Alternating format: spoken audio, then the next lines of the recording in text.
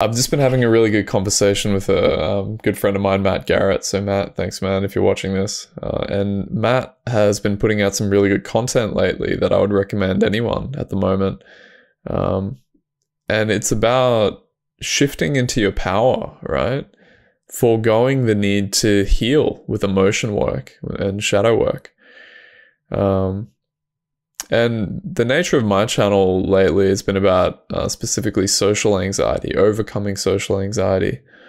And in a way, as soon as we put ourselves into a box of any degree, as soon as we put ourselves into, I'm the one suffering with this mental ailment, and we really buy into that, okay, and I'm working on this, I'm going to heal it, it sets up this potential for fixation on form, or in other words, fixation on the content of experience, the fixation on our struggle, and what we frequently think about and ponder upon becomes the inclination of the mind. If we are orienting and looking at the world through that view, then we're always looking to be putting out fires that don't really exist.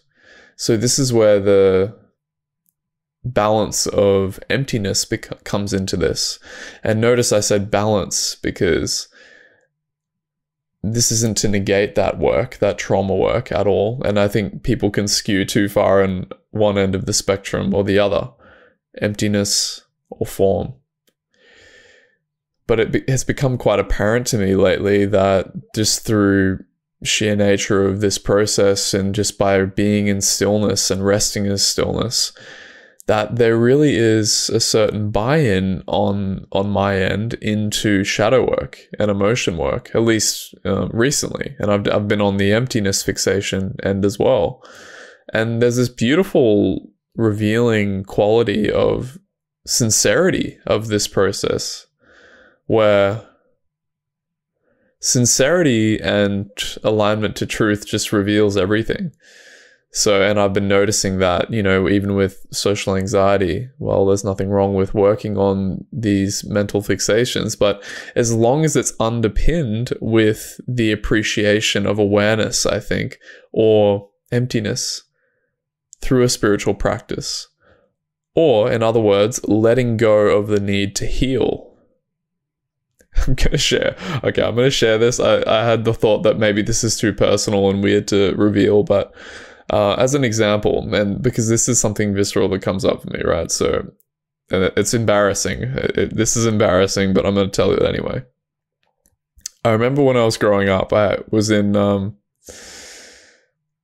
through puberty, right? And I'm not going to talk about my penis, don't worry, but I had this thing, right, where I had what was called gynecomastia, a small amount of it, right? It wasn't a huge deal. It wasn't like I had gonna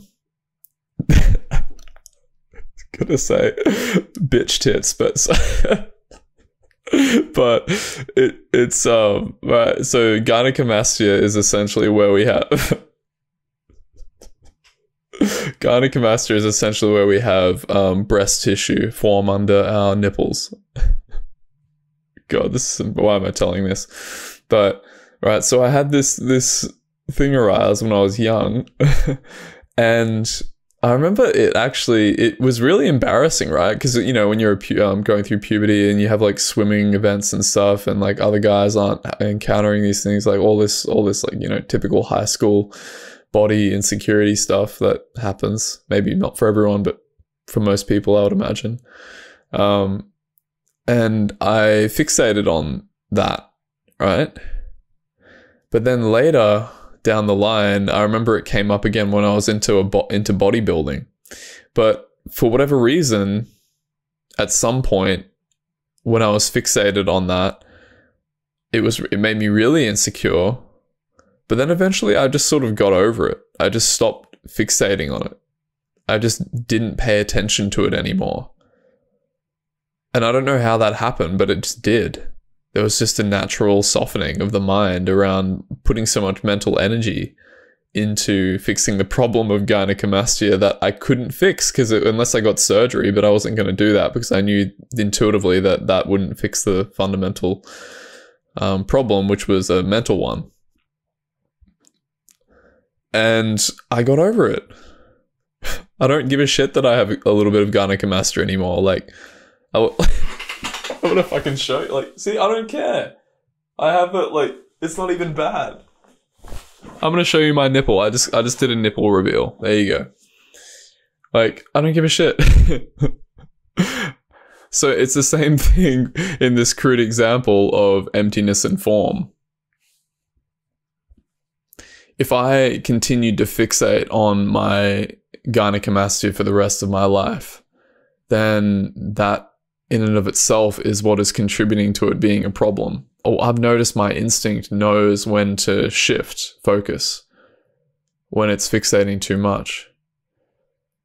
So you might want to ask yourself, and these are some good questions that Matt put to me. What am I fearing about releasing this story of needing to heal? What juice am I getting out of trauma work? Do I even have social anxiety?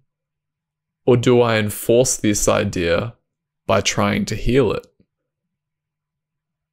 What do I fear about release into bliss? So Matt, you're a legend, man. These are things to consider, right? Like, where does that land for you? There's a certain safety in needing to heal. Later when I'm healed, then I can start living. It's like and I saw in one of Matt's videos, it's a really good way to put it. It's like an artificial sweetener. There's a certain like bitter sweetness or sweetness to healing and having this like project that we're working on. But what if there wasn't a project? This is the emptiness view. What would it be like just to surrender gently to the I am sense and soften the need for overexerting ourselves and fixing ourselves? What would it be like just to actually stop and just be?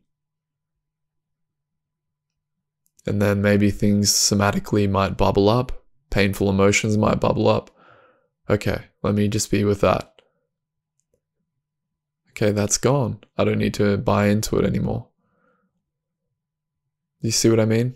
So, I hope this helps you in some way, and I hope that this video helps align anybody, as it has been important for me to be realigned continuously and regularly checking in with this intuitively. Hope this helps you realign if you've been fixating too much on there being a problem.